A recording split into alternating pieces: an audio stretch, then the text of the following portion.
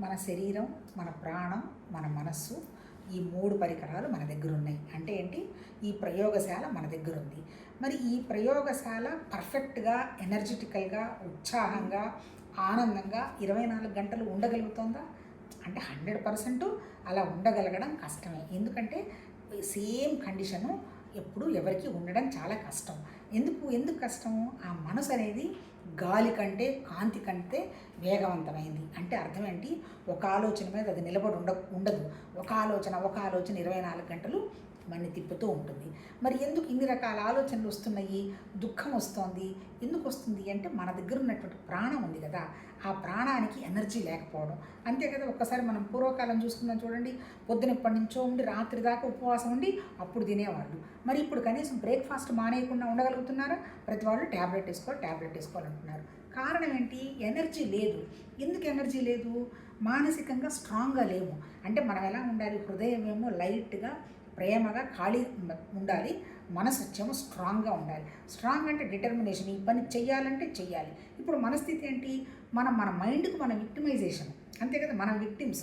అది ఏం చెబితే అది చేయడమే తప్ప మనం చెప్పినట్టు అది వినే పొజిషన్ లేదు. ఎప్పుడైతే ఆ స్థితి దానికి లేదో మన ప్రాణశక్తి తగ్గిపోతుంది. అందుకనే మన ఋషులు ఉన్నారు, మహానుభావులు.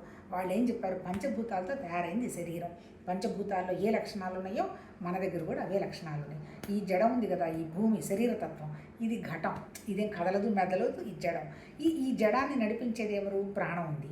ఈ ప్రాణశక్తి ఉంది. ప్రాణశక్తిని అసలు చెప్పేది ఎవరు? ఇజ్జయ్య అని మనసు ఉంది. అందుకని ఈ ప్రాణశక్తి, మానసిక శక్తి కలిపి వండర్ఫుల్గా కనుక పనిచేస్తే ఈ ఘటం ఉంది కదా, ఈ శరీరాన్ని సరిగా ఉపయోగించుకుంటారు. ఎప్పుడైతే నీకు మానసిక శక్తి వండర్ఫుల్గా ఉంటుందో అప్పుడు నీ ప్రాణశక్తి పెరుగుతుంది. అంతే. ఎందుకు ప్రాణశక్తి శక్తి తగ్గిపోయేది? ఎమోషన్స్ ఎక్కువైనాయి అనుకో మన శరీరం. చూడండి, మీరు కూడా పొద్దున్నే ఆఫీస్కి వెళ్ళాము, అక్కడంత గొడవలు పడ్డాము, సాయంత్రం వచ్చేటప్పుడు చచ్చుగా అయిపోతుంది బాడీ. అలా కాకుండా ఇంట్లోనే ఉండి ఏదో బుక్ చదువుకుంటున్నాం, ఏదో టీవీ చూసుకుంటున్నా ఉన్నాము. అంత మనకు ఆహారం కూడా తీసుకొని పెట్ట బుద్ధి కాదు. ఎక్కువ ఆహారం తీసుకుంటున్నారు అంటే అర్థం కూడా పాపం ప్రాణశక్తి ఉండదు. ఎందుకంటే ఏదో రకంగా ఫిల్ చేయాలి కదా. అందుకని ఏమవుతుంది? ఇప్పుడు మనం ఏం చేయాలి?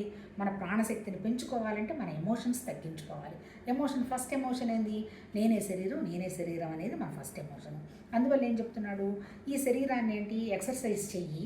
దాంతోపాటు ఇంకేం చేయమంటున్నాడు? కొంచెం నీ మానసిక ఉదారతను పెంచుకోవాలంటే కాస్త జనరస్గా ఉండు, దానం చెయ్యి. అయ్యో పాపమే అని పక్క వాళ్ళ మీద ఒక రకమైనటువంటి ప్రేమ చూపించు. కక్ష పెంచుకుంటే నీ ప్రాణశక్తి పోతుంది. రెండోది నీటి తత్వం ఉంది. కాస్త పుష్కరాలని బయటికి వెళ్ళి మూవ్ అవుతున్నాం అనుకో, వాళ్ళ దగ్గర నుంచి మనకి జ్ఞానం వస్తుంది. మూడోది వచ్చేంటి? అగ్ని. అంటే ఏంటి? కొత్త ఒక